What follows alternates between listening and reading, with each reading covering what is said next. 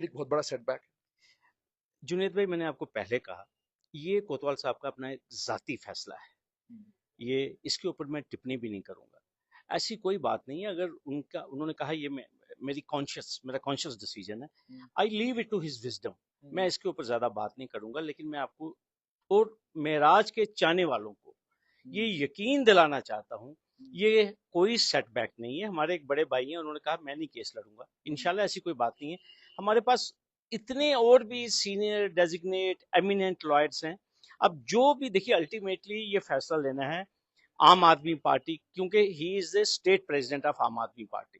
हम्म, अब ये जो डेवलपमेंट हुई है, इसके ऊपर क्या फैसला लेना है? क्या they will get A replacement by another designate senior, या वो मेरी जिम्मेदारी लगाएंगे, या हमारी टीम की ही जिम्मेदारी लगाएंगे? I leave it to the wisdom of Aam Aadmi party. लेकिन मैं आपको एक चीज कहना चाहता हूँ, ये कोई सेटबैक नहीं है।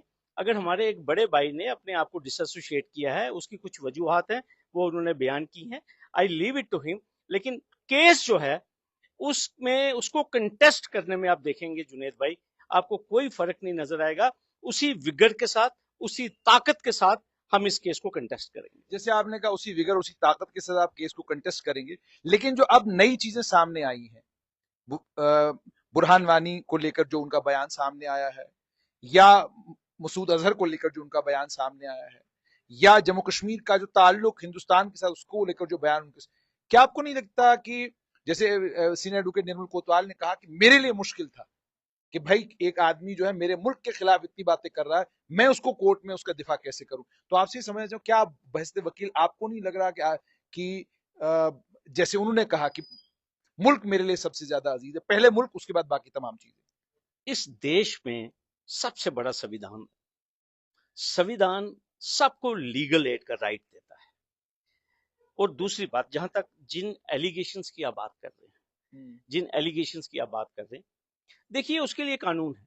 हम्म, कानून अपना काम करेगा। हम्म, मैं आपको एक चीज कहूंगा, इस वक्त हमारे पास डिटेंशन का मैटर है मेराज मलिक का। ठीक, और वो डिटेंशन जो है, हम्म, हम्म, उस डिटेंशन के मैटर को हम्म, कैसे हैंडल करना है, मेराज मलिक को इंसाफ कैसे दिलवाना है। हम्म, और ये जो मैटर आप कह रहे हैं कि कुछ वीडियोस वायरल हैं, जो भी है, अगर वायरल हैं तो वायरल हैं। हम्म, कानून अपना काम करे। हम्म, लेकिन इस वक्त मेराज मलिक की जो डिटेंशन है, अंडर पब्लिक सेफ्टी एक्ट है। हम्म, ये मामला जो है इस वक्त हमारे जिम्मे है। हम्म, और इंशाल्लाह पूरी कोशिश होगी, मैंने आपको जिस तरह कहा, उसको इंसाफ दिलाने की कोशिश होगी। हम्म। और